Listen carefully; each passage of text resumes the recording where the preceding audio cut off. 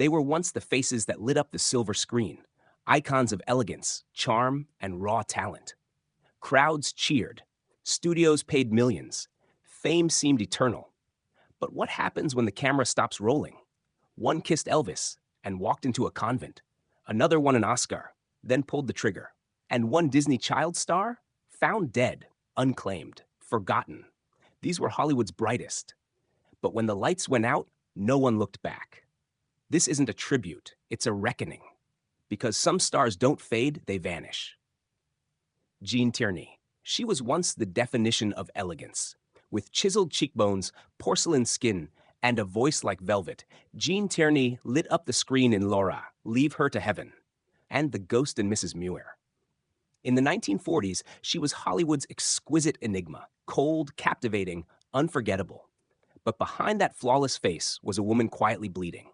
While pregnant, Gene contracted rubella from a fan who broke quarantine just to meet her. Her daughter was born with severe brain damage, blind, deaf, and nonverbal. It broke something inside Gene that would never heal. She spiraled into depression. She attempted suicide. She was hospitalized multiple times and subjected to electroshock therapy, an experience she later described as living in a void. Her career faded. So did her health. Gene spent her final years in quiet seclusion. When she died in 1991 in Houston, it wasn't front-page news. There was no Hollywood farewell, just a footnote for a woman once worshipped by the lens. She once wrote in her journal, "I was beautiful once, but beauty didn't save me." Perhaps it never could. Linda Darnell at 16, she was hailed as the girl with the perfect face. By 20, she was a box office queen, starring in Forever Amber, A Letter to Three Wives, and My Darling Clementine. Linda Darnell wasn't just a star, she was a vision, an obsession, a marketing dream. But no dream lasts forever. Her early fame came with chains, controlling managers, a disastrous marriage, and mounting pressure to stay thin, beautiful, perfect. As she aged into her 30s, roles disappeared. She turned to drinking. Her self-worth crumbled with her career. In April 1965, while staying at a friend's house, a fire broke out. Linda was trapped. She suffered third-degree burns over 80% of her body. She died days later, at just 41. Her last film? Stardust, the movie that made her famous. She died watching it, as if the screen was playing her life in reverse. The glamour, the fall, and finally, the fire. Linda Darnell burned bright, but in the end, she burned alone. Gig Young, he won an Oscar. He wore tuxedos like second skin. In the Munchin Mamuis and Saupis, Gig Young was the quintessential sophisticated man. Witty, charming, always with a drink in hand and pain behind his eyes. But the roles he played on screen, charming drunks, broken romantics, weren't fiction. They were reflections. Gig was living a life he couldn't control. He battled alcoholism for decades. His marriages crumbled. 3 wives left, 1 died tragically. Behind the scenes, he was erratic, unreliable, haunted. Hollywood started to whisper. Then, it stopped calling altogether. In 1978, only 3 weeks after marrying his 5th wife, Kim Schmidt, the tragedy turned final. Gig shot her, then himself, in their New York apartment. He was 64. No one saw it coming. Or perhaps, no one dared to look. He had once said in an interview, "I sometimes think the only thing I ever truly acted was happiness." And when the curtain finally fell, that line rang louder than any applause. Bobby Driscoll. He was Disney's golden boy, the voice of Peter Pan, the face of Treasure Island, an Academy Award winner by age 12. Bobby Driscoll was the definition of childhood fame. And then, Hollywood grew up, and he didn't. As he entered his teens, Disney let him go. His face had changed, his innocence was gone, and so was the industry's interest. He turned to drugs. Heroin numbed the sting of rejection. He was arrested multiple times, drifting between jail cells and flop houses. By his 30s, he was unrecognizable, a lost soul in the East Village. In 1968, his body was found in an abandoned tenement. No ID, no name, just a lifeless frame lying near empty beer bottles and crumpled papers. He was buried in a pauper's grave. No one knew he was gone, not even his parents. It wasn't until a year later, when Disney tried to locate him for a re-release of Peter Pan, that they realized Bobby Driscoll, their golden child, had died in silence. The boy who never wanted to grow up vanished before anyone said goodbye. Sigrid Guri. She was introduced as the Norwegian Garbo, Hollywood's answer to mystery, with high cheekbones, icy poise, and eyes that seemed to hold ancient sorrow. Sigrid Guri debuted with great fanfare in The Adventures of Marco Polo, 1938, handpicked by producer Samuel Goldwyn himself. But it was all a lie. She wasn't Norwegian royalty. She wasn't even born in Norway. A newspaper uncovered that she was actually born in Brooklyn, and Hollywood turned cold instantly. Her image shattered overnight. Studios distanced themselves. The roles vanished. The press that once praised her mocked her. She faded into B-movies, then into obscurity. In her later years, she made jewelry in a small workshop in San Miguel, Mexico, far from red carpets and studio lights. She died quietly in 1963 of emphysema. No tributes, no recognition. She had once said, "Hollywood sold me as an illusion, and then they hated me for not being real." Perhaps the cruelest myth is the one you're told to believe about yourself. Carol Landis. She was a bombshell of the 1940s, glamorous, bold, and every soldier's dream during World War II.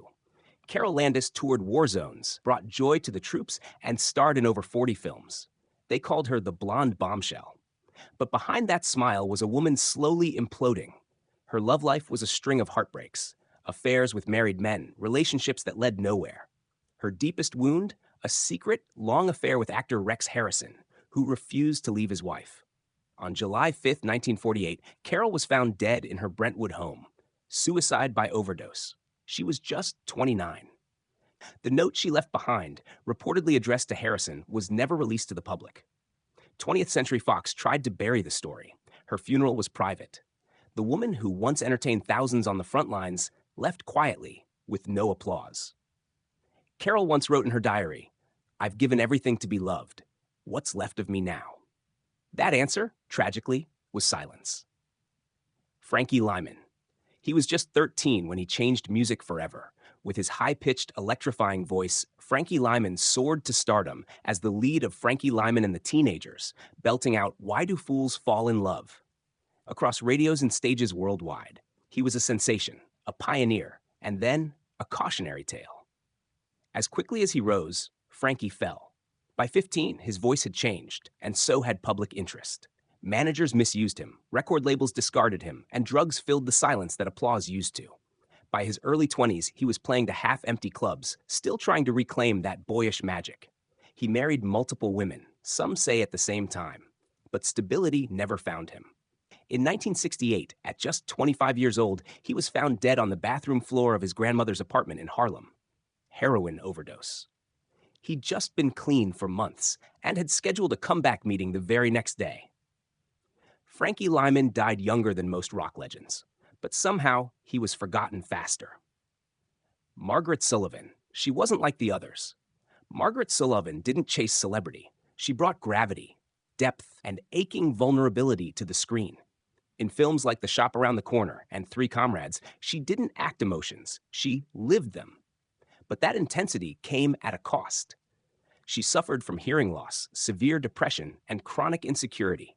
Her marriages, all three, collapsed under the weight of her emotional fragility. Her daughter later said Margaret had a sadness no spotlight could ever touch. By the 1950s, her health, physical and mental, was unraveling.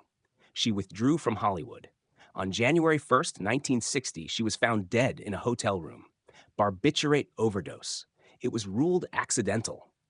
But friends weren't so sure. She was 50 years old. Her name quickly slipped from headlines and from history. In her own words, "I'm always in pain, but I know how to make it beautiful." And maybe that's exactly what broke her. She was Marilyn Monroe's fiercest rival, curvier, louder, and unapologetically sensational.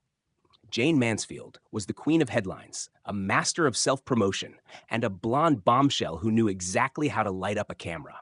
But behind the studio lights was a woman crumbling under fame's pressure. Jayne's life was a whirlwind.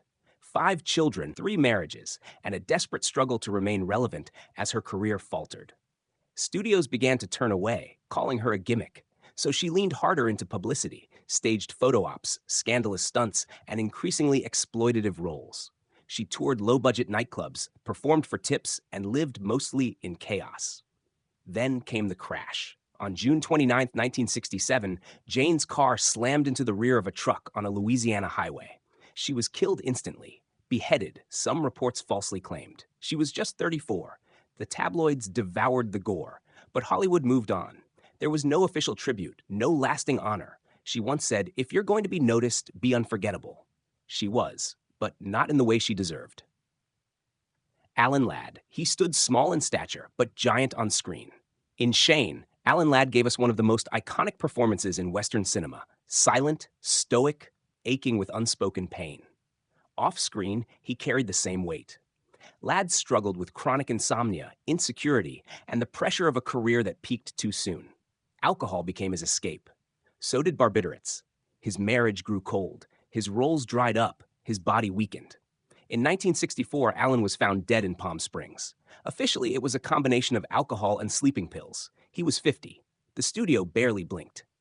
The star who once redefined the modern cowboy disappeared without fanfare. His final quote to a close friend? "I'm so tired, just so tired."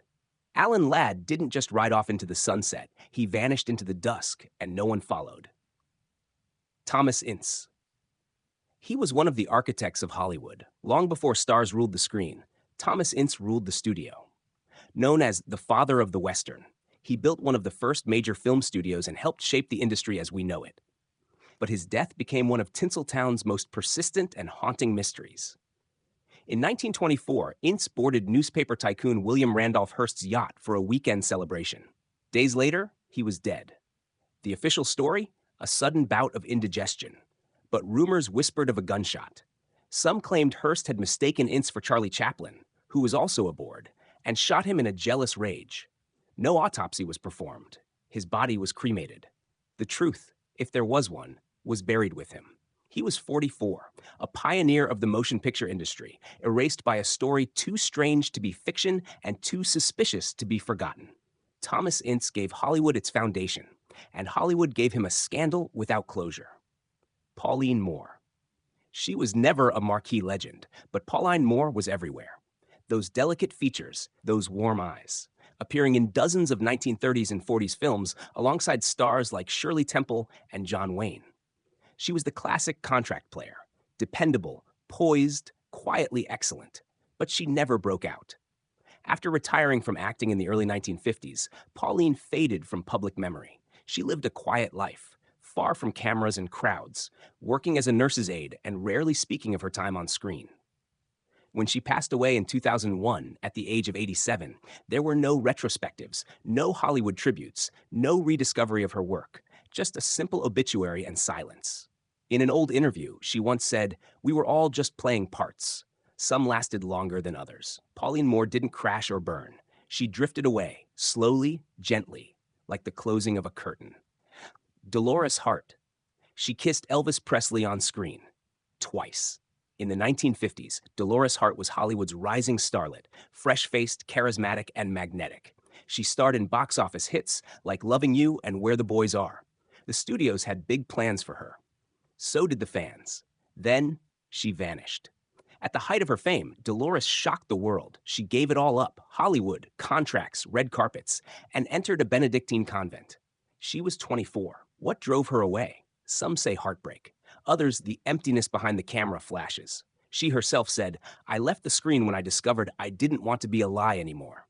For decades, she lived in silence as Sister Dolores, far from spotlights. Many believed she had died. In truth, she was quietly praying while her name dissolved from memory. She didn't die penniless, but in a way, she buried a version of herself that Hollywood never saw coming. Ramon Novarro. Before Valentino, before Gable, there was Ramon Novarro, the original Latin lover of silent film. In Ben-Hur, 1925, he became a symbol of power, beauty, and divine grace. He lived in mansions, rode in limousines, wore silk as easily as skin. But behind the curtain, Ramon lived in fear. He was gay in an era where exposure meant ruin. He kept his true life hidden. By the 1960s, his career had dried up, roles disappeared, wealth faded. He was alone, except for the visitors he paid for companionship. On Halloween night, 1968, two young brothers entered his home. They tortured him, demanding money. He had almost nothing. They beat him to death with a metal rod. The world learned about the murder and forgot the man. The press turned his death into a scandal. Hollywood didn't speak his name again for decades. He died in shame, but he lived as a pioneer, one who wore a crown in silence and paid the price for secrets he never chose. Bela Lugosi, final echo, he was Count Dracula. Even now, the image endures, cloak billowing, eyes piercing, voice soaked in menace. Bela Lugosi became the monster and never escaped it. But here's what most forget. Lugosi died broke, addicted, typecast into oblivion. He was buried in his Dracula cape, not as a symbol of pride, but because it was all he had left that still mattered to the world. He made horror beautiful. But Hollywood turned away once it drained him dry. As the final curtain fell, Bela became the ghost he once portrayed, forever drifting between fame and forgetting. Anno Row, they were legends. Once applauded, adored. Immortalized in reels of celluloid and black and white dreams. But the truth behind the camera was often colder than fiction. Loneliness, addiction, heartbreak, silence. They gave everything for the spotlight. And when it moved on, they were left in the shadows. If these stories moved you, remember them. Like, comment, subscribe, not for the algorithm, but so their names echo. Just a little longer before the lights go out again.